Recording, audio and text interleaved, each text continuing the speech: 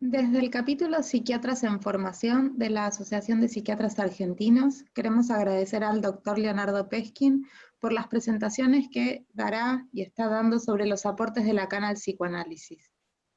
En esta serie de encuentros denominados Introducción a algunos conceptos básicos de los aportes de Lacan, se tomarán ejes centrales de la teoría psicoanalítica para pensarlos a la luz del psicoanalista francés Jacques Lacan. El doctor Leonardo Peskin es médico psicoanalista, miembro titular, didacta y profesor titular de la Asociación Psicoanalítica Argentina, full member de la International Psychoanalytic Association, profesor en posgrados y doctorados universitarios. Presenta numerosos trabajos publicados en revistas y libros de psicoanálisis. Es autor de 2 libros, Los orígenes del sujeto y su lugar en la clínica psicoanalítica, y La realidad, el sujeto y el objeto. Durante la presentación pueden enviar las preguntas en el botón de Zoom para preguntas y respuestas que hacia el final de la presentación se enviarán al doctor Peskin para que pueda contestarlas. Bueno,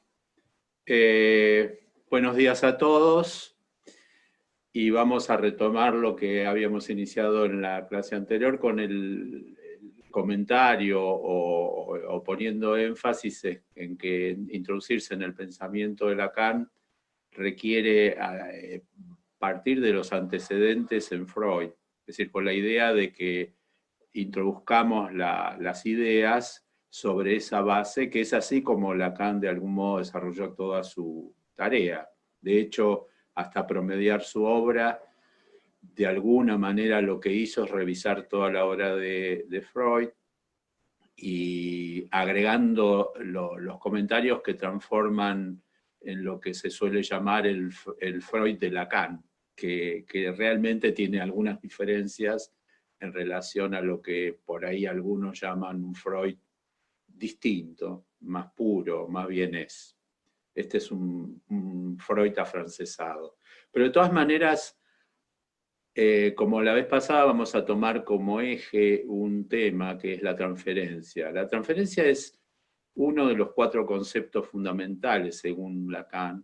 Él en la mitad de su desarrollo, justamente en el momento en que abandona la Internacional Psicoanalítica, escribe un seminario que es muy importante, que se llama Los 4 conceptos fundamentales del psicoanálisis. Es el seminario 11 del 64. Ahí hay toda una serie de situaciones donde se produce entre lo que algunos dicen que se fue de la IPA porque necesitó irse y otros dicen que fue expulsado. Es decir, hay un buen ejemplo de lo que es una grieta, y porque a partir de ese momento se divide el mundo entre antilacanianos y prolacanianos. Y esto adquiere una severidad extrema en ciertos contextos. A tal punto que lo que en algún momento fue como la relectura y el pensamiento dentro de la Internacional Psicoanalítica, después se transformó casi en una construcción crítica de aquellas dimensiones del pensamiento que adquirió la obra de Freud en la Internacional Psicoanalítica y que produjo transformaciones o deformaciones. De todas maneras, partamos desde Freud. Freud descubre la transferencia muy tempranamente en su trabajo, ya en una cantidad de observaciones pre-psicoanalíticas del propio Freud. En ese sentido yo les traería un esquema, a ver si lo puedo mostrar, que es, ahora se los muestro, es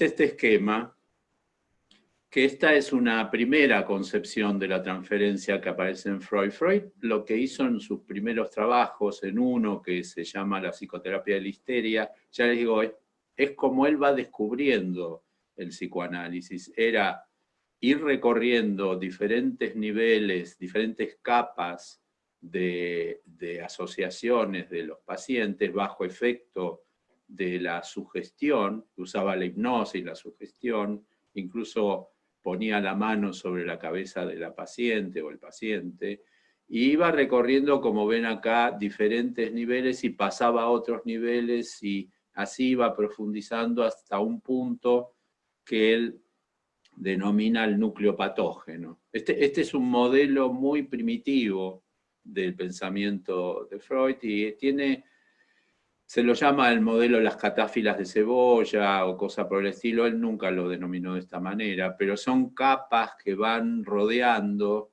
Si ustedes lo observan, es al modo casi de un absceso que él tiene que ir explorando hasta llegar al punto de origen, que es esto que se denomina núcleo patógeno. Lo que él vio es que a medida que se iba acercando, se producían las asociaciones y de golpe eso que él estaba explorando se pasaba a vivir en el vínculo con el analista. Es decir, que descubre la transferencia como un hallazgo, si se quiere, de que se cortaban las asociaciones posibles o la exploración y pasaba a estar en acción dentro del vínculo. Eso lo lleva en algún momento a una idea general que va a ser que cuando se cortan las posibilidades de asociaciones es que se instala una transferencia. Por eso él directamente a veces al paciente que se queda en silencio o no sigue asociando, que es una de las reglas que él llama regla fundamental, que es la asociación libre.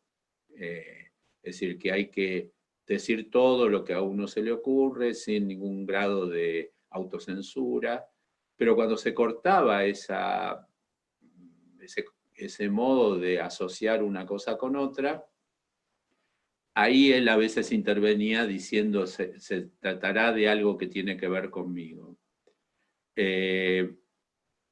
Y este hallazgo lo lleva a una cantidad de conclusiones a medida que evoluciona en su pensamiento y ya se introduce plenamente en el psicoanálisis, que es que este modo de expresión del inconsciente adquiere el valor de una propiedad del inconsciente y que es una propiedad que es esencial para la posibilidad de un tratamiento, a tal punto que lo considera en un primer artículo del año 12, que es Dinámica de la Transferencia, como una precondición para que haya un trabajo analítico, que se instale esta dimensión de la transferencia.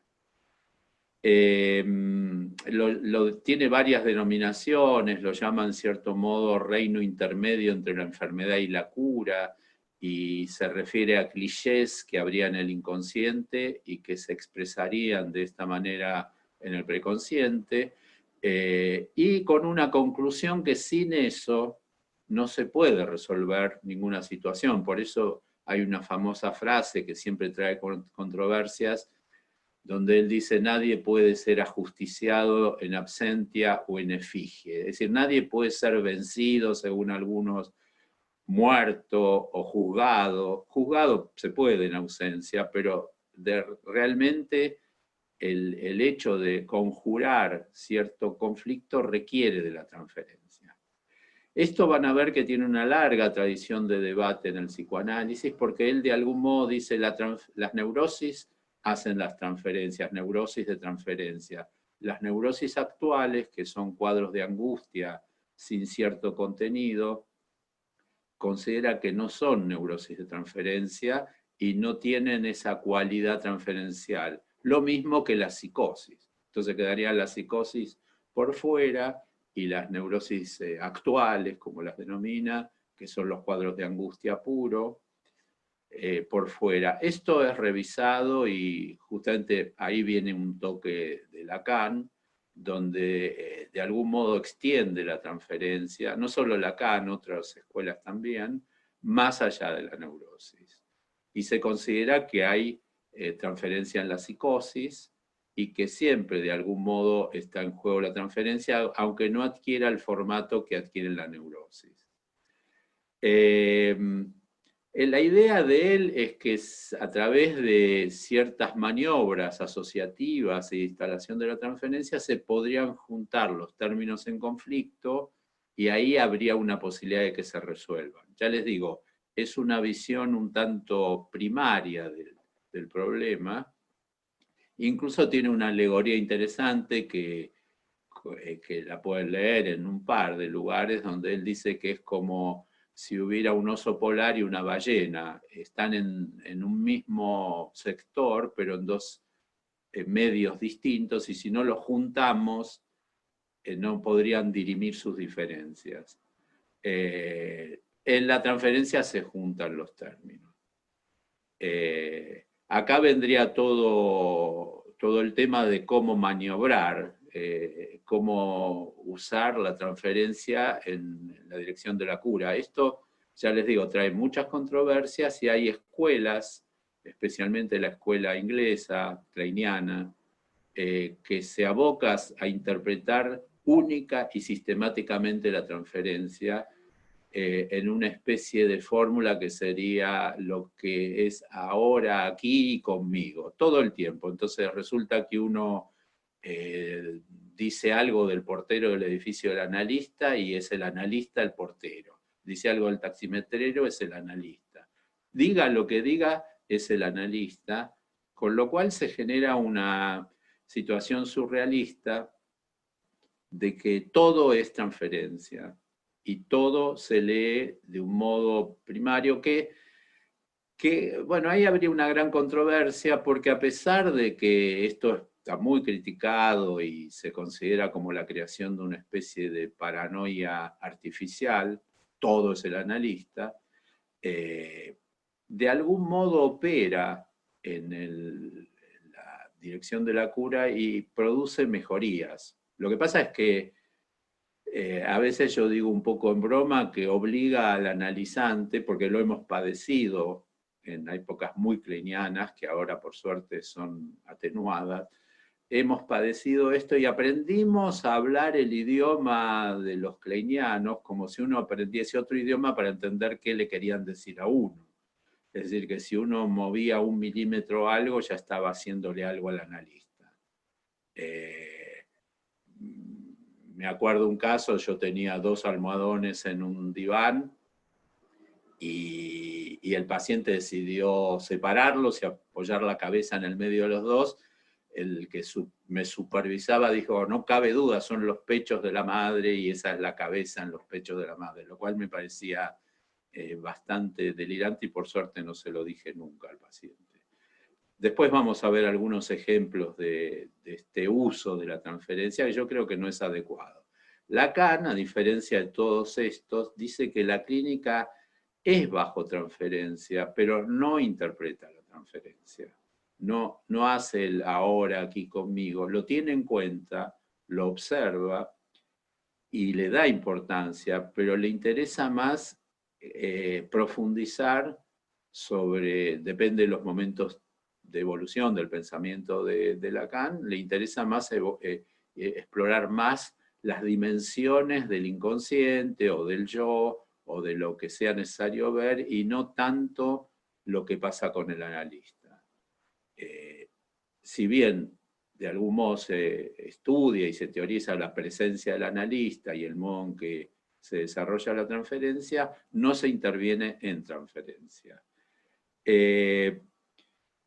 Ahí yo voy a avanzar un poco más y ya nos metemos un poco en las categorías que va a manejar Lacan. Esto va en general, es decir, completando la línea de pensamiento, y acá les marco lo que se llaman los 3 registros de Lacan, que como ven en este slide, son lo imaginario, lo simbólico y lo real. Tienen una singularidad que después en algún gráfico vamos a ver, que él entra primero a desarrollar mucho el imaginario, a estudiarlo, y es casi un sinónimo de psiquismo. no hay alternativa de que el imaginario no opera, y lo vincula mucho con el tema del yo. Pero el imaginario no es sinónimo de yo. El imaginario es un registro, es como algo que trasciende al yo. Por eso van a ver que se puede hablar de imaginario narcisista ligado al yo o no narcisista, que son muy importantes porque produce efectos lo imaginario que van más allá de lo concebible y de lo transformable en términos narcisísticos, de ser incluido en vinculación al yo. Después está lo simbólico, que tiene que ver mucho con toda esa concepción que se le achacó a Lacan de la utilización del lenguaje, de la jerarquización del símbolo, que es un factor estable y hizo que se lo denomine estructuralista por adherir a ese tipo de pensamiento ligado a estructuras del lenguaje, pero Lacan nunca fue estructuralista, tomó elementos del estructuralismo, pero en realidad se basó en el hecho, como dice él, de que el humano es algo así como un bicho lenguajero, es decir, nosotros estamos sujetos al habla y al lenguaje, pero no quiere decir que todo sea reductible al habla y al lenguaje. Justamente uno de los aprietos que tiene la cuestión es que lo no transformable en lenguaje es que puja por salir por otros lados, entre otras cosas por vía de la puesta en escena, que es la transferencia. Y después está lo real, que esto es lo más enigmático y complejo, porque en algún sentido se define por exclusión, lo que no es imaginario y lo que no es simbólico. Acá les doy un poco las definiciones, que es un poco lo que les estuve explicando antes. Y es importante considerar que ninguno de estos tres registros es definible si no es en interacción con los otros. Por eso, a lo largo de la obra de él van a ver que él siempre está considerando que cualquier cosa que se dé tiene una perspectiva imaginaria, simbólica, y siempre está en juego lo real. Lo que pasa es que no fue exactamente así como se teorizó de entrada, pues yo les digo, él entró por vía de lo imaginario y lo entró porque le interesó definir bien el estatuto del yo y del carácter imaginario del yo, pero después desarrolla todos sus primeros aportes muy basado en lo simbólico, y en los últimos seminarios van a ver que el énfasis se va poniendo en lo real. Yo acá les muestro un gráfico de la evolución. Hay un eje sincrónico, es decir, donde se dan cortes, y la evolución de estos tres registros. Ya les digo, lo imaginario tuvo que ver mucho con el comienzo, la definición de yo y toda la concepción del yo completo o armado y los fenómenos que se producen cuando el yo no logra esa integridad y que son fenómenos de agresividad. Es decir, que la idea de un yo integrado y desintegrado sería una cualidad clásica de descripción del imaginario. Pero como ven, el imaginario se define ahí, evoluciona, sigue, y en los últimos trabajos de él, el imaginario recobra jerarquización, porque de algún modo van a ver, y eso lo iremos tratando de desarrollar, que en la medida que en esta evolución de estos gráficos, parecen más los gráficos de la bolsa que una especie de descripción del pensamiento de un autor, pero bueno, tómenlo como evolución de tendencias, como son los gráficos de la bolsa, y van a ver que en el final, como ven, lo real, que al principio estaba muy confundido con la realidad, que no es lo mismo, son dos elementos casi antitéticos. Lo real es lo no imaginable ni simbolizable, la realidad está totalmente ligada a lo imaginable y simbolizable, pero lo real al final se une a lo imaginario en algunos hechos muy importantes, como son los fenómenos psicosomáticos y algunas cuestiones relativas a la psicosis. Yo una cuestión que les plantearía, voy a salir de el compartir pantalla.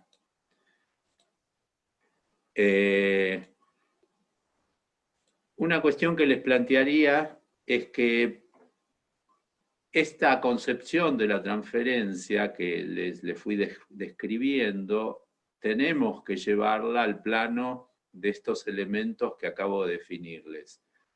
Lo imaginario, lo simbólico y lo real. Tengan en cuenta que está un poco en esos gráficos mencionados, que son cualidades de la especie, es decir, la capacidad de desarrollar una construcción psíquica con estas cualidades imaginarias es propia de la condición humana, lo mismo que la capacidad de aprendizaje de un lenguaje o de todo lo que son los procesos de simbolización, y lo mismo con la dificultad de maniobra con lo real. Es decir, justamente el problema que habría de este remanente que es lo real es que no tenemos instinto, sino que, como de algún modo creo que ya lo anticipamos la vez pasada, tenemos más bien tendencias, pulsión, trip, drive en inglés, que es una fuerza, un empuje que se trata de resolver simbólica e imaginariamente, pero nunca se resuelve del todo. Por eso a veces suelo decir que el significante, el mundo simbólico, incluso ligado al imaginario, es una frazada corta para resolver el problema de lo real. Es decir, siempre lo real va a exceder ese plano. Hay una posibilidad de vincular toda esta construcción de la transferencia y de del modo de funcionamiento con los tres registros, que es considerar la función de la fantasía. En la fantasía intervienen lo simbólico y lo imaginario, tratando de resolver lo real. Y en la fantasía, digamos, estaría toda la base de la realidad que nosotros solemos vivir. Por eso, realidad, fantasía y transferencia tienen mucho que ver. ¿Qué definiciones da Lacan desde esa perspectiva? Bueno, primero, en su seminario de la transferencia, que es temprano, es el seminario 8, en los 60, él lo que más bien estudia es la dinámica del amor. Y considera que la situación analítica, si se produce la instalación de esta dinámica de transferencia, aunque yo acá les aclararía que la transferencia opera en todos los vínculos y es una cualidad del inconsciente de expresarse en todas las relaciones y situaciones humanas, no es solamente algo que vemos en el análisis. Lo que se da en el análisis es que se la estudia con mucha atención y se la cultiva quizás más que en otras situaciones, como también se cultiva la transferencia en los vínculos de pareja o en las estructuras familiares. Es decir, que la transferencia es una propiedad del inconsciente de que cierto contenido que lo constituye se exprese a nivel del preconsciente y se exprese en todas las relaciones que pueda establecer el sujeto durante su vida. Esto es otro debate, si hay solo transferencia en análisis o podemos considerar que todos los vínculos incluyen transferencias. De hecho, Freud cuando la describe habla de la transferencia en las instituciones. Esto tiene mucho que ver con la tarea de ustedes, desde ya que los psiquiatras o los médicos convocan la instalación de una transferencia. Y es la condición para que haya algún efecto terapéutico. No hay que horrorizarse de la idea que en esta dimensión inicial del amor y de la idealización, él utiliza un concepto sacado de los griegos que es el objeto maravilloso, el agalma, que es un objeto magnífico que es puesto en la figura de alguien. Opera en el enamoramiento y opera con el analista. Siempre el analista de uno, mientras dura, es el mejor del mundo. después se complican las cosas. Pero hay una idealización, lo mismo que cualquier cosa. Si uno entabla transferencia con el mecánico, es el mejor mecánico, el mejor odontólogo, el mejor abogado, el mejor... Ustedes saben que esa idealización tiene sus enormes inconvenientes. Y hay que lograr que aparezca otra dimensión. Esta es la dimensión imaginaria ligada al amor y ligada al recurso imaginario para resolver lo real. Esa sería una cierta definición de amor. Cuando hay una envoltura imaginaria, especialmente narcisista, para que lo real no esté desnudo y para no descubrir que lo que antecede al amor, esto es Freud, es el odio. Es decir, el primer paso de vínculo con algo es odioso, no es amoroso. Después viene el amor a ver cómo arregla el asunto. Por eso cuando se desvanece el amor, aparece el odio. Es decir, que hay una emergencia del odio en la declinación del amor. Estudien bien cómo son las rupturas de vínculos de toda clase, especialmente de pareja, donde hubo maravilloso enamoramiento y después se matan. Y se ve más el deseo de destruir al otro que algo, digamos, auténticamente, supongamos, entre comillas, amoroso. Esto suscita muchas controversias en el discurso social, porque el amor tiene mucha prensa religiosa y tiene mucha prensa cultural, amar al prójimo, etcétera, etcétera, pero lamentablemente existe lo real, que siempre va a venir a producir todo lo que estamos viviendo ahora en las calles de Buenos Aires o de cualquier otro lugar. No quiere decir que no tenga cierta eficacia, pero tiene que estar sustentado en otra dimensión, y acá paso a describirles lo que es la transferencia, ya no a nivel de la idealización pura, digamos, sino una definición que él da de lo que liga transferencialmente un sujeto con alguien a nivel de la tarea analítica, que es el sujeto supuesto saber, es decir, suponer que alguien sabe, suponer que hay un sujeto del saber. Es muy mezclado el tema del enamoramiento, el amor, con este sujeto supuesto saber, porque el saber no tiene sujeto, porque justamente, por supuesto hay gente que sabe, el analista sabe eventualmente sabe mucho de psicoanálisis, generalmente en las entrevistas tiene bien puestas las obras completas de varios autores a sus espaldas para mostrar que sabe mucho, lo cual es verdad, sabe, pero del caso que consulta no sabe nada. Y ese es un saber restringido que se irá construyendo hasta cierto punto en la tarea del análisis. No es que uno ya sepa. Lo que pasa es que ahí viene a operar esta rara cosa que es la transferencia para Lacan, que en la medida que uno dice algo, lo que pasa es que usted, lo que venga, se instaló en posición de saber. Si yo le digo a alguien, lo que te pasa a vos es tal cosa, ya me colgué, yo sé lo que a vos te pasa.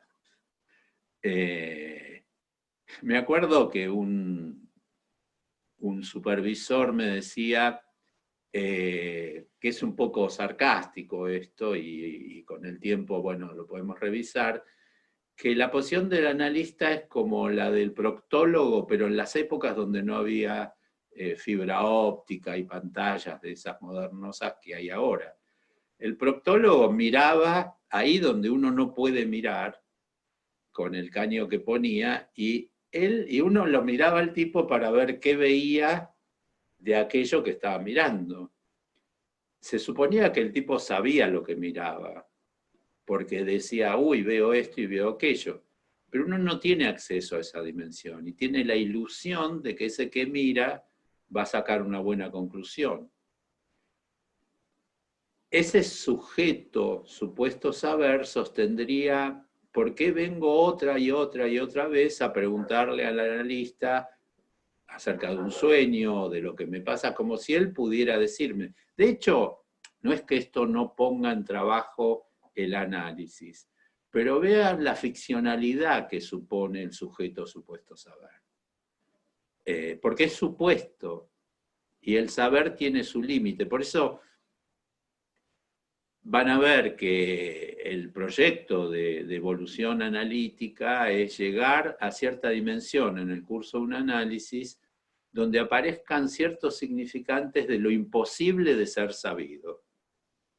Es decir, de algún modo uno se analiza para llegar a la conclusión de que no todo es analizable y que algunas cuestiones las tenemos que resolver como vengan sin saber en el sentido de resolverlas simbólicamente. Yo entiendo que les estoy complicando la herramienta porque de algún modo impotentiza que nosotros no sepamos, pero eso lo lleva incluso a un comentario temprano en Lacan que dice que la pasión más interesante para el psicoanálisis, quizás también para la filosofía y para muchas cosas, es la ignorancia. Es decir, si uno admite el no saber, quizás evocando el solo sé que no sé nada, etcétera, etcétera, pero ya ahí se planta en un supuesto saber, digamos que si de algún modo se conserva la pasión de la ignorancia, uno va a seguir trabajando e investigando. Si uno cree saberlo todo, cierra. Y lo peor que se puede hacer en un análisis es cerrar. El análisis supone la apertura, porque estamos todo el tiempo intentando llegar a esa dimensión, ya les digo, de lo imposible de ser sabido. ¿Qué es lo imposible de ser sabido? Bueno, Freud define algunas cuestiones y se teorizan mucho. No sabemos sobre la muerte, por ejemplo. La muerte no tiene inscripción en el inconsciente. Y viene lo escandaloso que no sabemos sobre la sexualidad. Estaba pensando que la próxima clase vamos a desarrollarla acerca de sexualidad y pulsión, que me parece que va a ser interesante discutir un poco el problema de la sexualidad. Pero acá viene una definición de esas definiciones complejas que da Lacan en el seminario 11, va construyendo lo que es la transferencia. Ya les digo, es uno de los 4 conceptos fundamentales. Él define el inconsciente, la repetición, la transferencia y la pulsión como los 4 conceptos fundamentales. Él apoya sobre estos 4 conceptos fundamentales el relanzamiento de su teoría psicoanalítica en el seminario 11. Y él ahí define la transferencia como, es larga la definición, como la puesta en acto de la realidad del inconsciente, y dice que la realidad es sexual. Es decir, la puesta en acto de la realidad sexual del inconsciente. Y después agrega que el carácter sexual es una verdad que es indefinible. Es decir, que como verdad la sexualidad es indefinible. Como verdad, no es que no podamos decir un montón de cosas, pero no hay una verdad en el sentido de que esto es esto y esto es aquello. Digamos que la solución de la pulsión y de lo real va a ser siempre, si ustedes quieren, convencional, siempre sujetas a las restricciones que tiene lo imaginario y lo simbólico para resolver esto. Pero van a ver que si yo lo real, como les mostré en un slide previo, lo refiero al goce o al objeto A, no tienen una definición, no hay algo que yo pueda decir, el objetivo de la práctica sexual o de la sexuación de un sujeto es en tal dirección. Es como en tal dirección y de tal modo. No hay un modo, no hay una dirección, es una cuestión a resolver. Y se suele referir la solución a cómo se resuelve la subjetividad en general.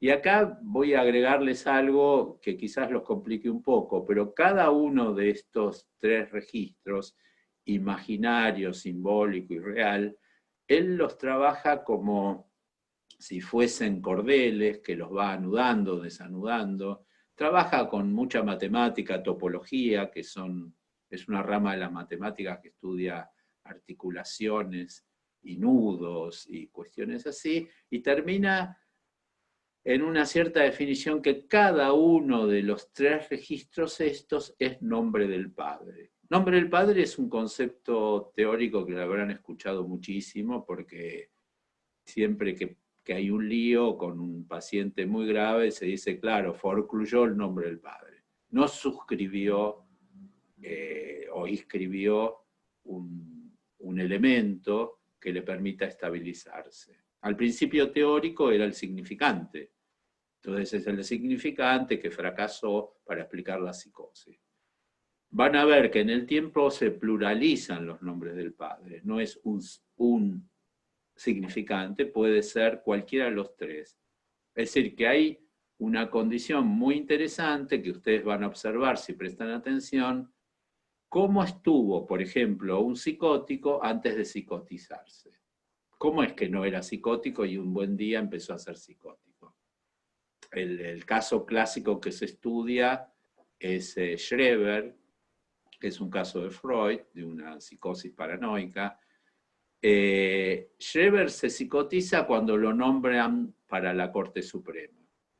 Y si no hubiese existido ese nombramiento o esa circunstancia, quizás no se psicotizaba. Pero ese es el mismo factor a tener en cuenta para que se estabilice y se mejore una psicosis, y para redefinir cómo se compensa y se descompensa en la psicosis.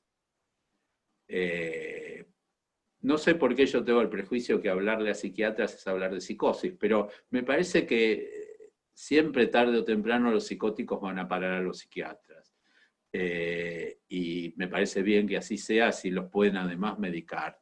Pero de todas maneras, es interesante ver qué estabiliza y qué desestabiliza.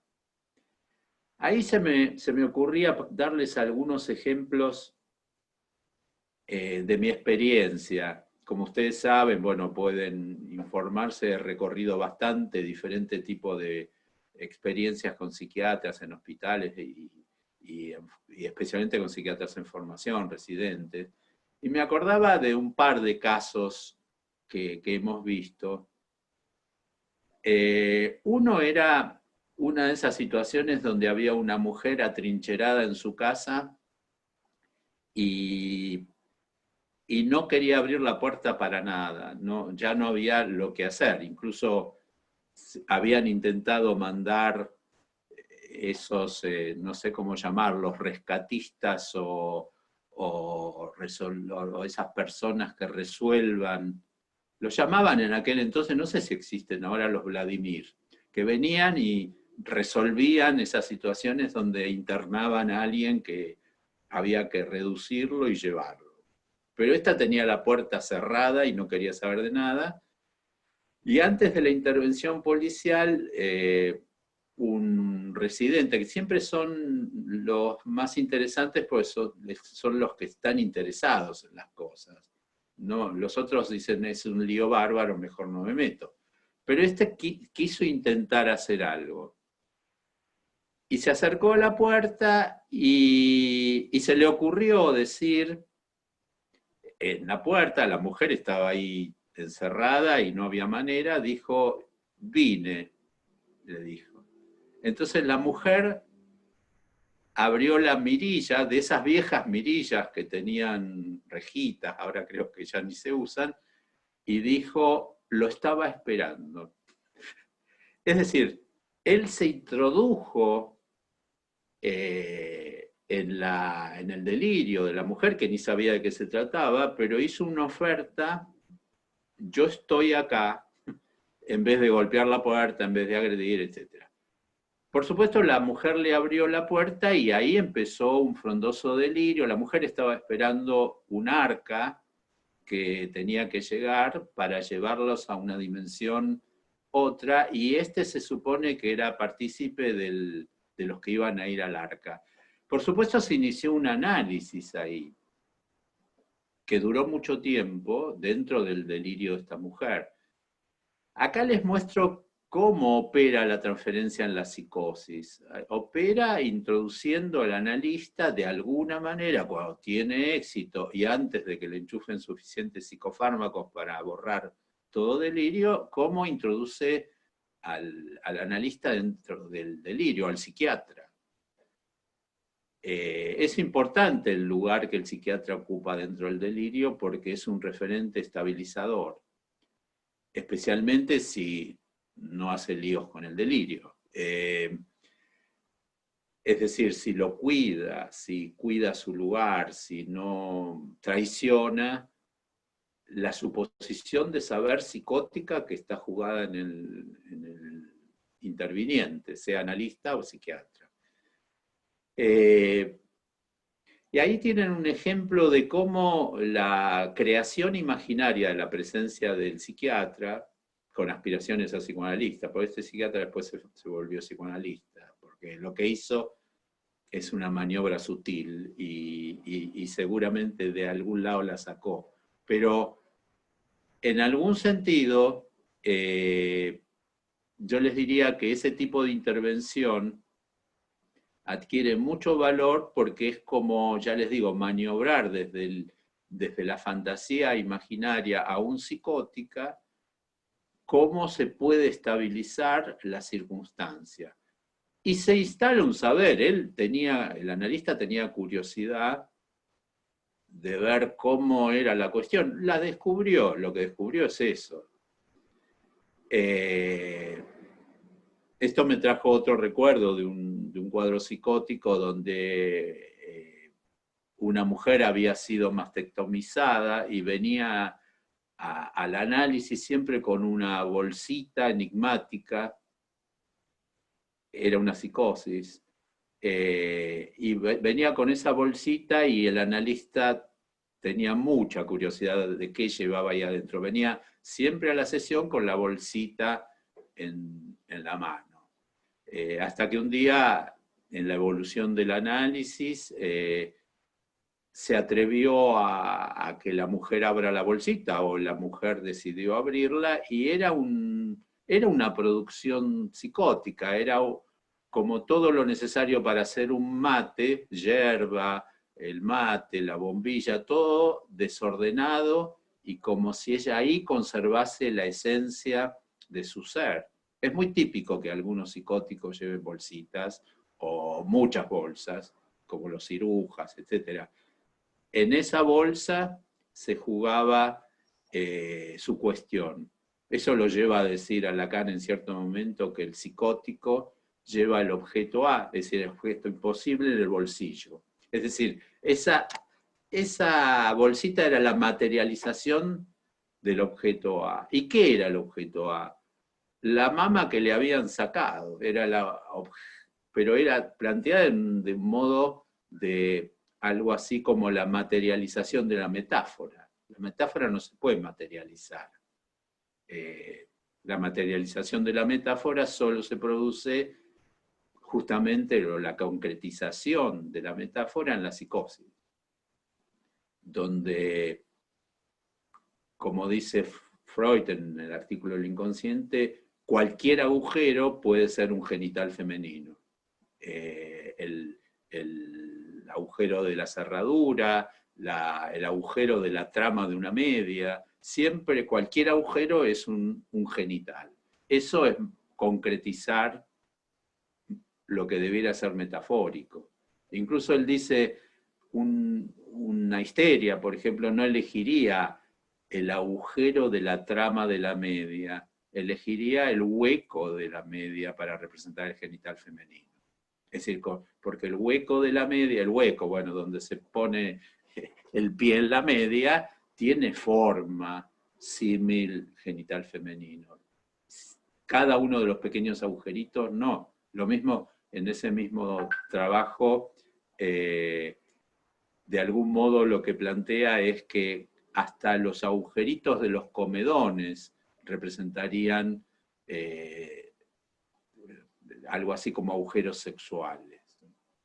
Ahora, les traigo estas descripciones para que vean que aún en la psicosis están estas dimensiones en juego. Lo que pasa es que la simbolización aparece de otra manera y quizás se nos presenta más el tercer registro, que es el de lo real, que es lo que llamaríamos teóricamente goce o objeto de la pulsión, que se presenta más descarnado y que se presenta como menos acotado, que es uno de los problemas que hay en la psicosis.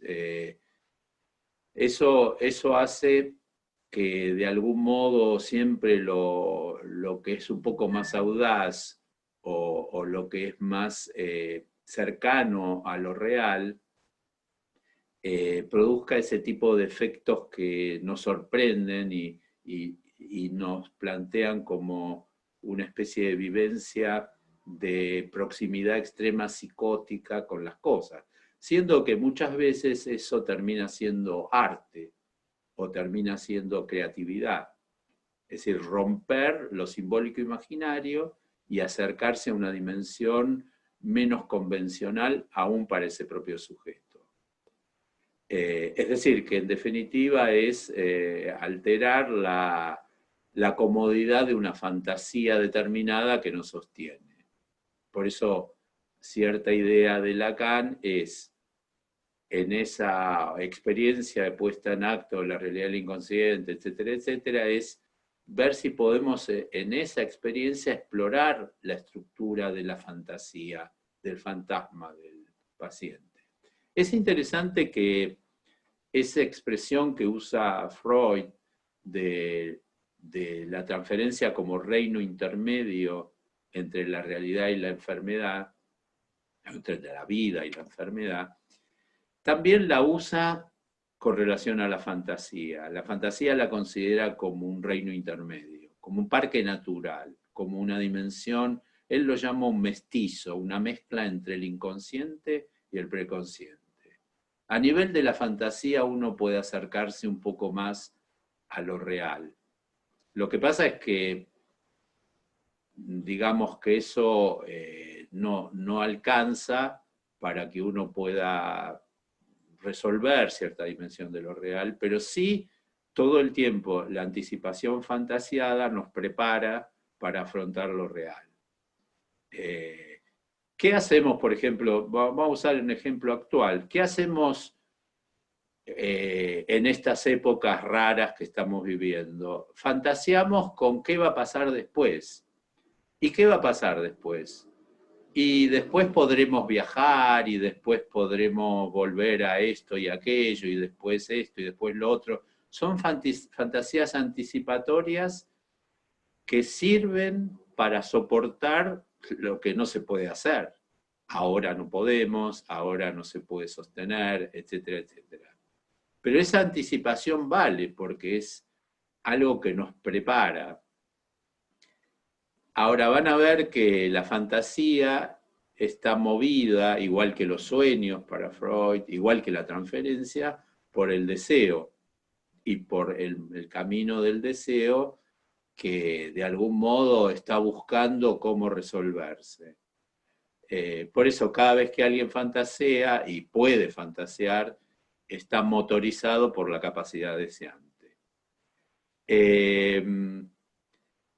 Sigamos un poco más con cómo va evolucionando el pensamiento de Lacan en cuanto al manejo de la transferencia. Él incluso en la dirección de la cura lo dice como lo dice Freud, el Handlung, la maniobrabilidad, la manera que se puede maniobrar con la transferencia. Entonces el primer movimiento que vamos a encontrar es imaginario.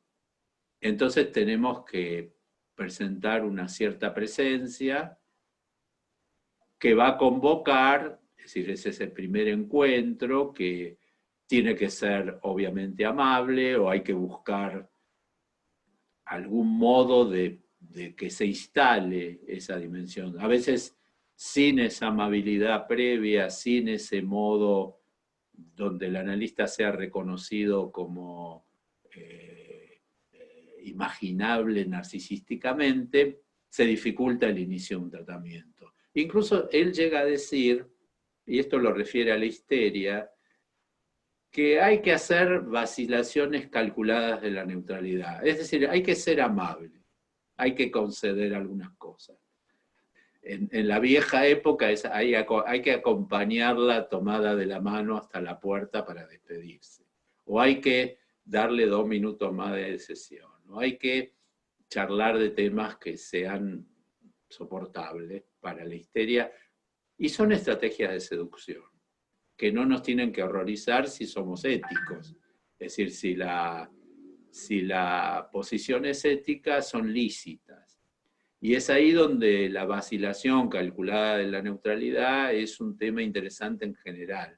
No sé si hay que solo usarla para entrar en análisis o es una herramienta para muchos momentos de un tratamiento.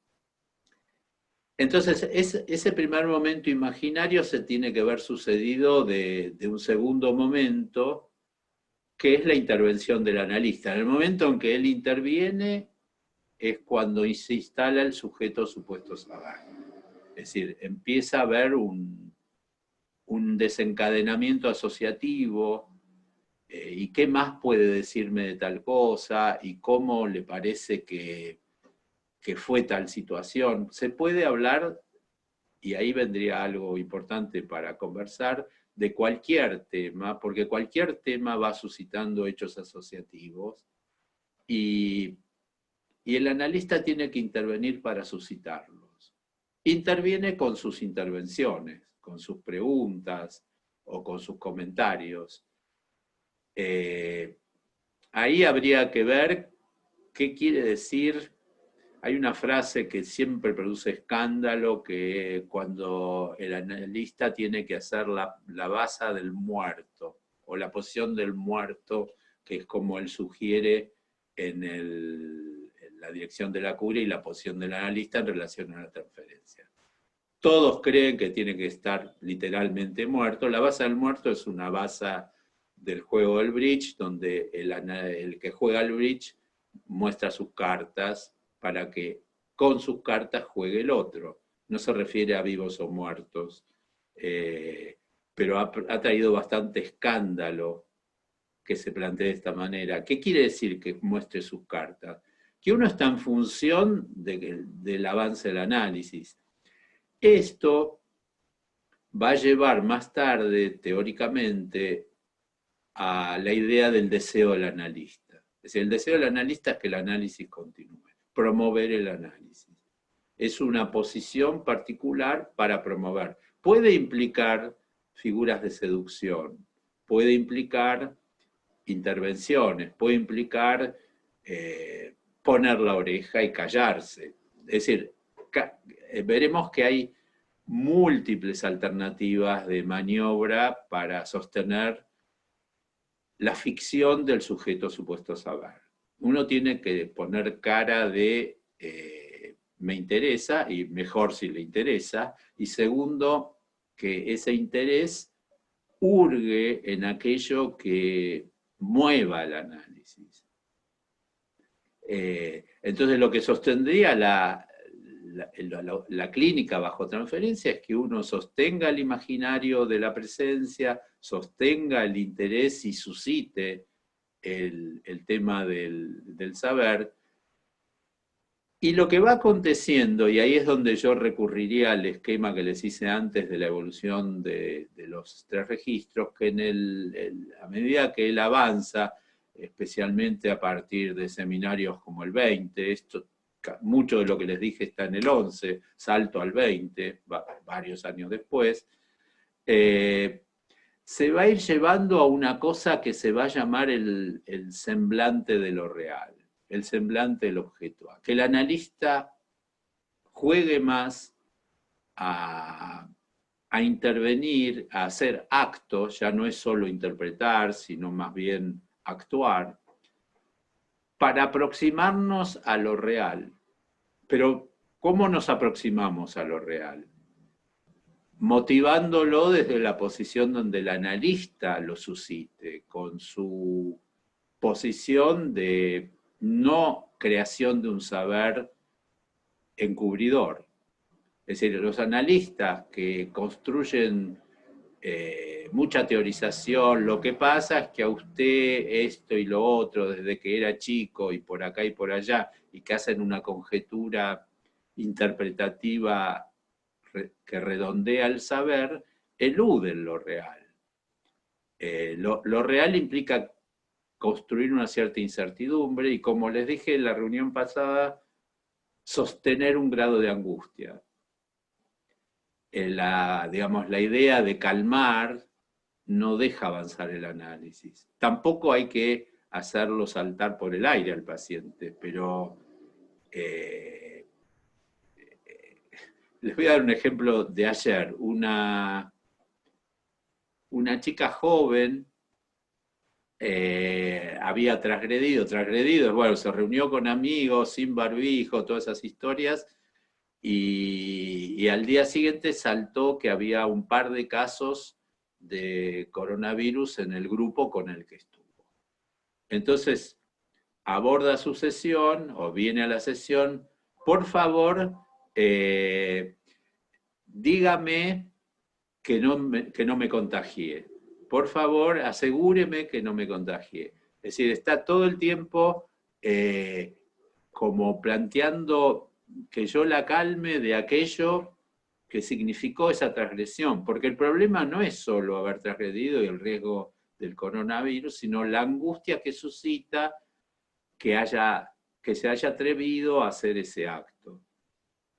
Por supuesto, puedo decirle que la probabilidad es relativa, yo qué sé, todo ese tipo de cosas, pero yo donde tengo que dirigirme es al significado de haber tomado esa decisión, al sentido cuasi, si se quiere, voy a exagerar, pero no tanto, incestuoso de transgredir la ley. Y si ella transgredió la ley y se siente angustiada, preferiría más ir por ahí que calmarla. Por supuesto que tampoco aterrorizarla, ni meterme siquiera en la probabilidad real, si se contagió o no. Eso es un tema que, aunque se hable de eso, tiene que tener un valor secundario. Y la cuestión del semblante de lo real es un tema también muy controvertido porque está muy emparentado con la idea de acto analítico. Y la idea de acto analítico va a buscar deshacer el plano simbólico imaginario, pero no es abolirlo totalmente, no es transformar al otro en una especie de objeto carente de lenguaje y de narcisismo. Es en una escala que permita ir un poco más allá, pero lo posible de ir más allá. Acá surge una pregunta que me están haciendo sobre el problema de la contratransferencia. Y también el mito sobre la palabra, sobre la no palabra, intervención salvo el corte de la sesión en los lacanianos. Acá está, bueno, un poco lo estábamos desarrollando. Acá hay un tema interesante con esto de la contratransferencia. Ustedes saben que transferencia y contratransferencia nacen juntos conceptualmente. Yo les anticipé un artículo sobre el tema, y hace el mismo origen de la historia del psicoanálisis, porque el que huyó despavorido por razones contratransferenciales fue Breuer, que fue el antecesor de Freud, y Freud, en vez de huir, se queda, se queda abordando el caso. Lacan lo ironiza un poco, dice que se queda porque tenía esa fidelidad patológica con su mujer, lo cual lo prevenía de verse seducido por la paciente. En cambio, Breuer, en el despliegue del amor de transferencia, supuso que había un rollo real, se le armó un lío con la mujer, y bueno, terminó escapándose, se define como escapándose, se fue, pero también tuvo consecuencias en la vida de Breuer, que algunos se dedicaron a estudiar. Pero de hecho Freud en lugar de aquella vivencia de verse seducido por el amor de transferencia, que es uno de los grandes capítulos de la transferencia, él pudo operar con el deseo del analista. Pero no es que Freud no habría sentido o no pueda sentir el halago del amor de una mujer joven y bella, o sentir cierto grado de identificación en otros casos, o sentirse víctima, por ejemplo, en el historial del hombre de las ratas, que lo trataba como si él fuese un cruel, le decía que podría pegarle, por todo un, bueno, no sé si ustedes lo recuerdan el historial, pero había un capitán del ejército muy cruel que había construido el martirio de las ratas, etcétera, etcétera. Y él temía que Freud fuese cruel. Freud sabía que no era cruel, pero no se ofendía, a pesar de que en ese momento le llega a decir: yo no soy el capitán cruel. Era un momento donde él todavía estaba en la idea de disolver la transferencia. Probablemente nosotros aceptaríamos ser el capitán cruel a ver qué sale de ahí. Pero el deseo del analista opera, pero la contratransferencia es a tener en cuenta. Yo les diría que casi pasa lo mismo que con la transferencia. Yo la puedo tener en cuenta, pero no operar desde ahí, no confesar mi contratransferencia, no basarme en mi subjetividad, porque puede darse un fenómeno que Freud en cierto momento lo define, que son transferencias recíprocas, y que algunos incluso llegaron a trabajar, Ferenczi, como análisis mutuo. Es decir, que la confesión contratransferencial es siempre riesgosa. No quiere decir que en algún momento no haya que usarla, pero como herramienta a usar, teniendo muy en cuenta que no es desde ahí que yo estoy planteando la cuestión.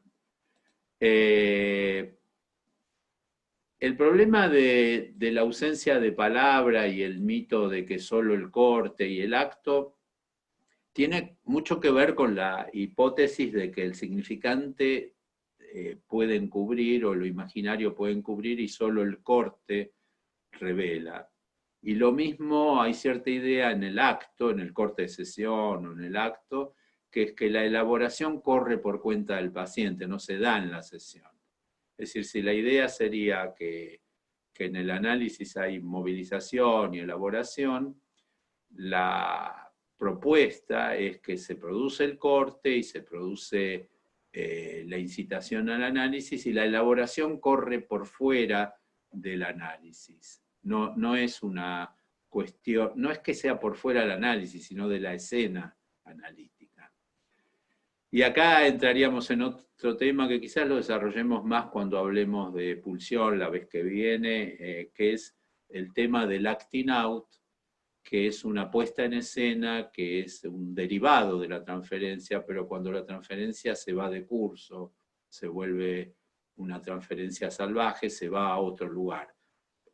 Es decir, ese es uno de los problemas de dejar la elaboración por fuera del análisis. Uno no sabe qué se va a hacer con eso que se movilizó en la sesión, y quizás eso suscita más acting outs, y quizás los indeseables, o no tanto, depende del caso, pasajes al acto, como derivados de la transferencia, que son los dos senderos posibles. Ya les digo, la vez que viene, quizás con la pulsión hablemos más de estas dos alternativas. El problema de la interpretación versus intervención, lo que pasa es que cualquier interpretación, como la misma definición lo dice, es engorda el saber. Es el famoso lo que pasa es que, y yo le digo lo que pasa. O lo que pasó y le digo lo que pasó. Y yo tengo que sostener, como les dije antes, la pasión de la ignorancia, y yo no sé lo que pasó. Y aunque haya pasado eso, tenemos que ir avanzando a lo que de algún modo ni yo sé, ni el paciente sabe, o es algo a construir, y ni siquiera es algo que se pueda construir como un saber. Por eso la interpretación no es que no se deba usar, siempre y cuando sea para motivar, ya sea como factor de seducción o como avance del análisis, pero dejando siempre en claro lo que no se sabe, la posición de promover el avance del análisis. Y, y de algún modo la cuestión de la intervención, viene todo un gran capítulo de cómo tiene que ser la intervención, si tiene que ser una puntuación, si tiene que ser un corte, si tiene que ser una especie de intervención más ligada, si ustedes quieren, a algo medio paradójico, que descoloque, que ahí tendríamos una cierta intervención inquietante. Quizás alguna intervención con humor o alguna intervención provocativa.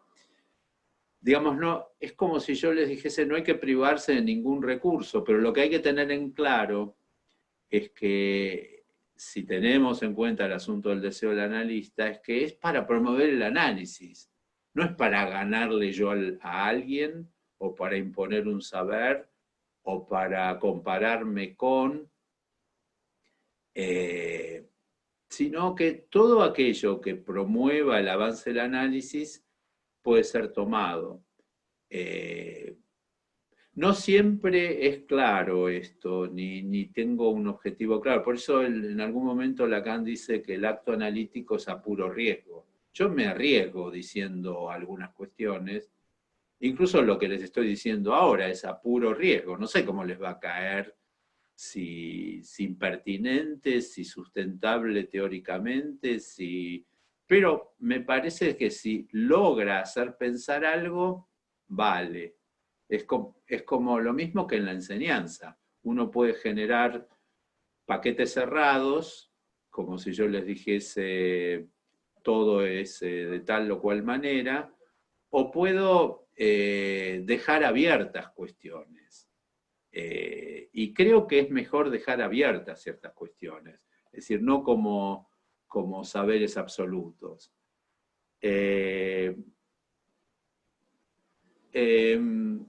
Yo una cosa más que les quisiera agregar son los tiempos del manejo de la transferencia, que en Lacan aparecen como bastante delineados, porque habría un tiempo de entrada en análisis. Este concepto de entrada en análisis está ligada a la idea de transferencia. Por eso no empieza un análisis en cualquier momento. Y ahí se reinstala un concepto que se había abandonado. Acá vienen, para que tengan en cuenta, efectos de relectura que hace Lacan del pensamiento de Freud. Freud también hacía entrevistas previas y hacía tratamiento de prueba, lo llamaba. Es decir, un par de semanas para ver si se instala o no la transferencia. A Freud lo llevaba la idea de que hay capacidad de transferencia o no, y a partir de ahí iniciaba un análisis. Bueno, Lacan de alguna manera reflota esta idea de tratamiento de prueba o de entrevistas preliminares que se pueden sostener en el tiempo. Puede haber mucho tiempo de entrevistas preliminares, puede ser todo un tratamiento de entrevistas preliminares y que no haya una entrada en análisis. El tema sería que serían esos casos donde no hay estrictamente un análisis y por ahí termina en una psicoterapia que abundan y que no es mala palabra la psicoterapia. Es una opción, si es indicada o no.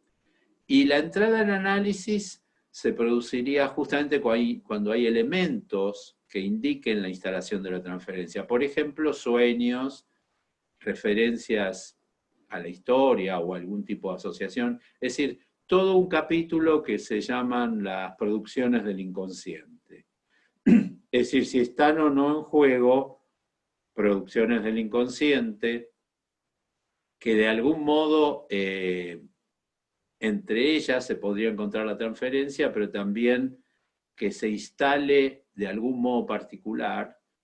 Y ahí vendría algo que un poco hemos abordado, pero se los voy a explayar un poco más, que cuando el paciente viene a la consulta trae síntomas, los síntomas se transforman en la transferencia, se disuelven en la transferencia, se vuelve la transferencia, y después hay que llevarlos a cierta culminación. Ese sería el otro tiempo.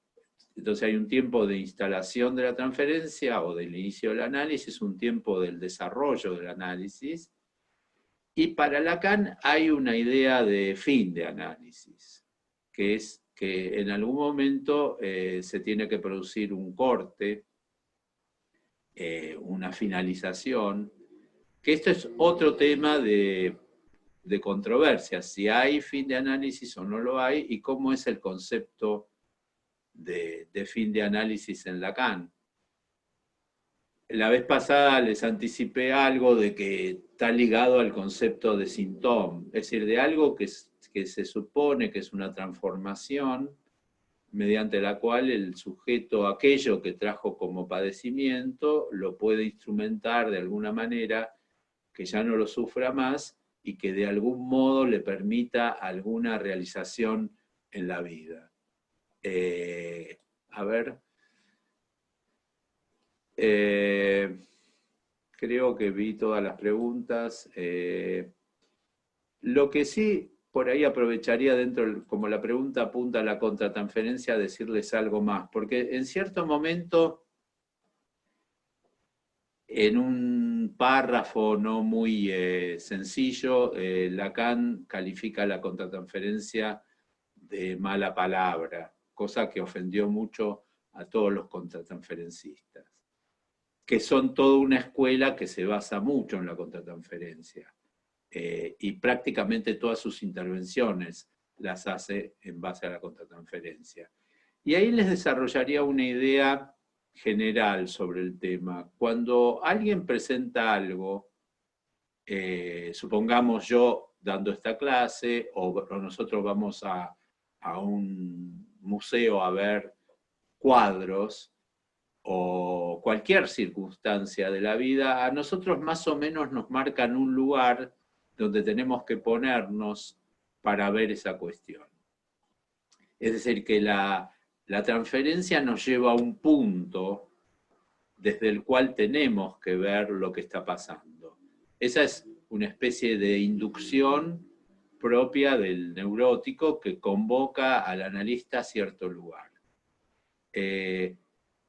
Es posible que nosotros, si nos vemos puestos en ese lugar, veamos la cuestión desde ese punto de vista. Y lo interesante desde esa perspectiva es, si percibimos eso como vivencia contratransferencial, es corrernos, intentar otro punto de vista acerca de lo que estamos tratando de ver. Y a veces, solamente desde ese otro lugar es que se ven las cosas. Hay un ejemplo que toma el propio Lacan. Voy a tomar un ejemplo de un cuadro que ustedes lo pueden ver, que es el cuadro de los embajadores de Holbein, que él toma en el seminario 11 para explicar un mecanismo mediante el cual, si uno, que lo dicen en el museo donde está expuesto el cuadro, que si uno se pone en otra posición puede ver una imagen que vista de frente y en el lugar donde te está puesto el cuadro en un sentido directo no se ve. Y esa imagen que se ve es ni más ni menos que una calavera. Es decir, que es un efecto que se llama anamorfosis, que son efectos que derivan de pinturas de ese entonces donde se hacía presente un elemento que estaba como escondido y se ve solamente si uno se pone en otro lugar. Ahora, esa posición de de algún modo poder correrse del lugar, poder pensar desde otro punto de vista, a lo mejor es una solicitud permanente a la posición del analista. Quiere decir que el discurso del analista, ese es otro gran tema que tendríamos que abordar, los discursos, pero el discurso del analista es siempre excéntrico en relación al discurso social, no hace un lazo social. No, si bien repercute en lo social, está diseñado de manera tal que suscita un otro punto de vista. Es decir, si yo dijese lo que convencionalmente es esperable decir, no descubriría nada. La cuestión sería ver si se puede llegar a algo. El tema de la contratransferencia puede ser usado en dos dimensiones. Una, si me veo forzado, ahí tengo que llevarlo a mi análisis y ver qué me está pasando, si de golpe me veo dos cosas, o demasiado, digamos, enamorado de un paciente, o demasiado enojado con un paciente, o intolerante. Tengo que ir a ver qué me pasa a mí. Eso sería más del orden de la transferencia recíproca. Pero, sin embargo, por algo me suscita esto, y ese algo puede ser intrínseco al caso. Por eso no todo analista puede abordar los mismos casos, y por eso en diferentes análisis se pueden llegar a ver cosas que en otros análisis no se pudo ver, porque de algún modo el analista tendría que poder abordar las dimensiones no más allá de supóngase de las restricciones transferenciales. Había un analista en la época de Freud que no era muy prestigiado, por ahí lo escucharon nombrar Steckel. Steckel era un personaje, era medio como periodista, decían que mentía mucho, siempre tenía un caso como el que se estaba presentando. No se podía entender cómo siempre le tocaba tener, pero él dice un par de cosas interesantes. Una que dice es que ahí donde el analista tiene un conflicto, tiene un escotoma para ver lo que pasa al paciente. Es decir, que donde él se juega su neurosis no ve. Esa es la importancia de las supervisiones y del análisis del analista. Y de alguna manera es como si fuese lo que siempre pone en dudas la intervención contratransferencial. No es que no se deba usar, vuelvo a aclarar, es lo mismo que pasa con la transferencia. Si aparece hay que tenerla en cuenta, pero se interviene desde otro lugar. A ver, hay otra pregunta más. ¿El objeto A se traduce como un faltante solamente en el paciente psicótico? No. El objeto A, en realidad, es el objeto de la pulsión en Freud, o una cierta definición de objeto A, es como objeto de la pulsión, y es justamente ahí donde no habría un objeto, porque el objeto del deseo es un objeto perdido. ¿Quién es el que releva esa función de lo perdido? Es la pulsión reclamando un objeto. Es decir, se trata de un objeto que no existió nunca y se da por perdido. El objeto, si ustedes quieren, natural, instintual, se perdió, no lo tiene la especie. Por eso el deseo no tiene un objeto localizable, tiene que construirse alrededor de este objeto perdido. Y lo que Lacan hace es, dice, bueno, si ahí hay algo que se perdió, démosle una nominación, construyámoslo lógicamente y hagámoslo jugar. Y ahí crea un nombre de lo que no hay. Es como un objeto lógico. Es como voy a llamar de tal manera lo que se cayó, se perdió, y ahí empezamos a ver que entra a operar. Es decir, que es como si yo introdujese un factor determinante pero indefinible. Es como introducir en un sistema determinado, estadístico o descriptivo, el azar, o describo lo incalculable, el factor de error, con la importancia que tiene en este caso, que es determinante, porque al final, si consideramos que lo real tiene algo imposible de ser cubierto por lo simbólico imaginario, lo real termina siendo dominante. Tarde o temprano va a dominar. Acá tengan en cuenta la evolución teórica de Freud, que retoma Lacan, con el tema de la pulsión, que lo veremos la vez que viene, que es la idea de pulsión de muerte. Es decir, la pulsión cuando adquiere valor de pulsión de muerte es que es algo eternamente insistente, que no se puede resolver y que sin embargo es determinante. Es lo que viene como siempre a volver a presentarse. En Lacan queda descrito como lo que no cesa de no inscribirse. No hay manera de inscribirlo y por eso vuelve y vuelve y vuelve. El objeto A es uno de los nombres de aquello que vuelve. ¿Y qué diferencia tendría con un concepto general de goce?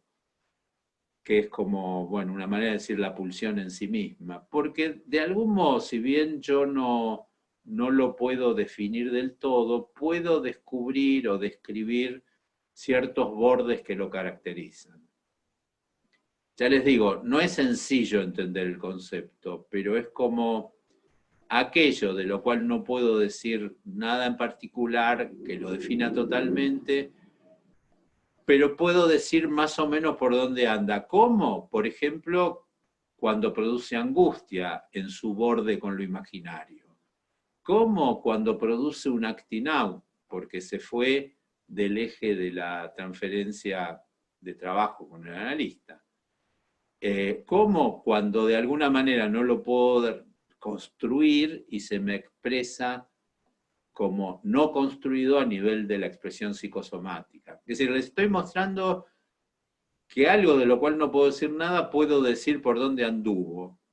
Yo sé que pasó por ahí, o que está por ahí. Lo que no puedo es decir exactamente dónde está y cómo configurarlo plenamente para que yo lo pueda visualizar imaginariamente o demostrar. Ahí dejaría de ser objeto A. Es decir, en el momento en que yo ya lo transformé en otra cosa, ya no es más el objeto A. Anduvo por ahí, pero no lo puedo traer. Ahora, ¿qué dice en el psicótico? Dice irónicamente, lleva el objeto A en el bolsillo. El psicótico cree que puede entrar del otro lado del espejo. Bueno, en una época creían que podrían ir del otro lado del espejo. Ahora ya no los dejan ni intentar.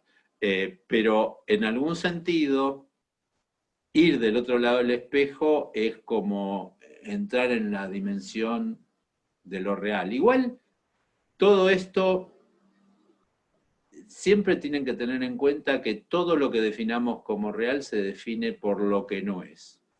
No es simbólico, no es imaginario. En el momento en que pasa a ser simbólico imaginario, deja de ser objeto A. Es un factor, yo les diría, lógico o teórico, pero que revoluciona la lectura de la situación.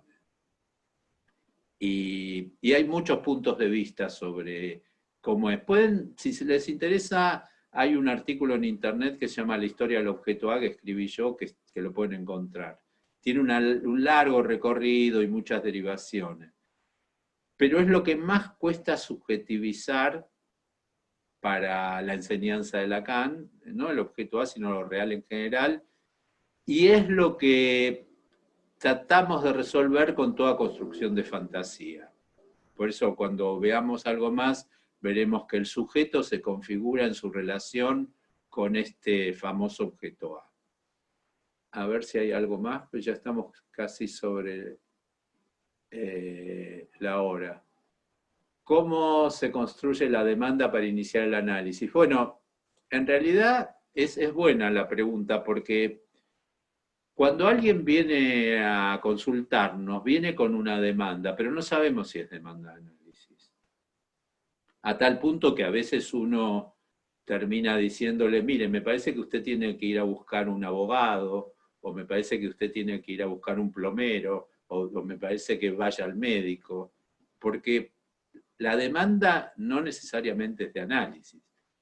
Ahora, aunque necesite analizarse o tratarse esa persona, no estoy usando ejemplos burdos de la demanda general de una persona, no quiere decir que haya podido entrar en esa dimensión que estamos viendo de instalación de transferencia y tarea analítica. Viene, por ejemplo, a provocar, a demostrar que no vamos a poder con él o con ella, viene a descargarse, a tener fenómenos de catarsis. Es muy frecuente hoy en día que ciertos pacientes, depende de la clínica que uno vaya llevando, no vengan, no aparezcan, vengan borrachos, fumados, y no se puede decir que estrictamente estén en un proceso analítico ni en una posibilidad de análisis. Sin embargo, hay que seguir atendiéndolos. Pero, ¿cómo construir de eso una demanda de análisis? Quizás, si tenemos un ratito más, yo les doy un ejemplo clínico que lo tengo publicado y que hace poco estuvimos trabajando. Hay un caso, les cuento esto y terminamos. Hay un caso que me habían derivado un sujeto muy actuador, que fue calificado de psicópata, que irrumpe en el inicio de su análisis, no les voy a dar muchos detalles por tiempo, y me pregunta de un modo increpante, un tipo que viene, me acuerdo, era cerca del 25 de mayo, con un sobre todo azul, una escarapela, y me dice, ¿dónde me siento? Y le dije, por supuesto que ahí, no sé. Me dice, menos mal que me contestó, porque yo ya fui de otros que no me contestaron y los agarré de las solapas y los sacudí. Así empezó la entrada del personaje. Bueno, era un hombre, en definitiva era muy, muy histriónico, muy actuador, y tiene una larga historia, quizás lo retomemos en otro momento porque hay varios temas ligados a eso, pero les cuento una anécdota.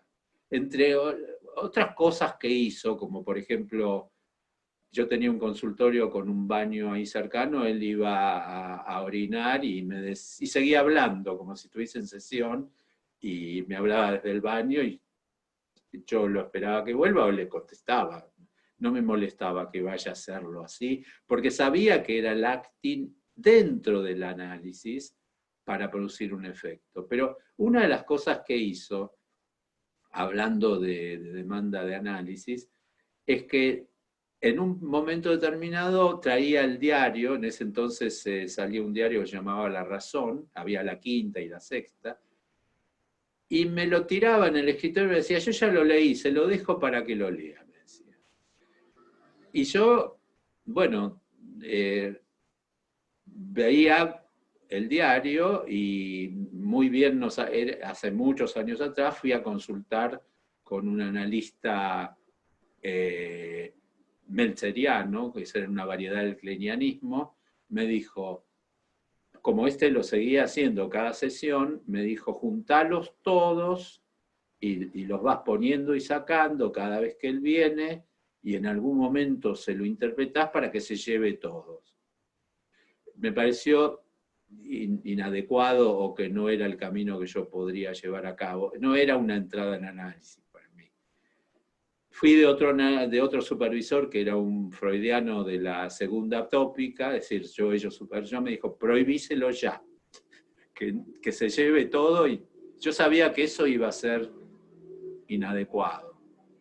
Es decir, iba tanteando a ver con quién me parecía más interesante, hasta que fui de uno que lo único que me dijo es hacer lo que te parezca, lo cual me pareció liberador. Entonces yo decidí decirle una cosa casi absurda, ya leyendo un poquito de Lacan, ya en los 70. Le dije que como yo me quedaba tomando notas sobre las sesiones con él, prefería quedarme tomando notas y no leer el diario. Se rió, sabía que era absurdo lo que le decía, y se fue. Pero eso desencadenó que a la sesión siguiente aparezca todo un tema, que esto parece, por eso lo traigo, parece esas cosas de novela o de película, me dijo que él, durante toda su infancia, estuvo en un colegio pupilo y estaba encerrado, y entre otras fantasías, tenía la fantasía de aparecer en los diarios para que el padre se entere. Es decir, que el acting que estaba llevando a cabo tenía un contenido, pero yo no lo sabía y no lo podía explorar. Si yo lo coagulaba devolviéndole los diarios o prohibiéndoselo, no entraba en esta dimensión. Ahí tienen una maniobra casi ingenua, mía, o no tan ingenua, depende cómo uno lo tome, donde le permitió la entrada en análisis. Me contó esto y una cantidad de cuestiones. Quizás retomemos en otra clase el mismo caso porque tiene más aristas. Pero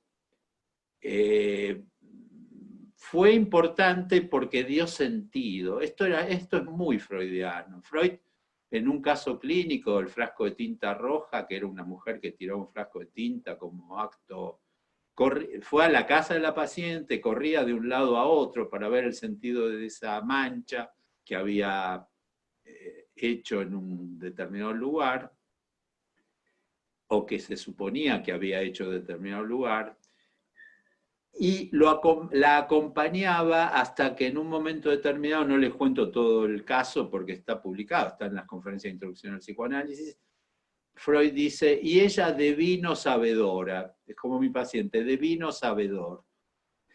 No usamos esas palabras hoy en día, pero eso es López Ballesteros, debe ser.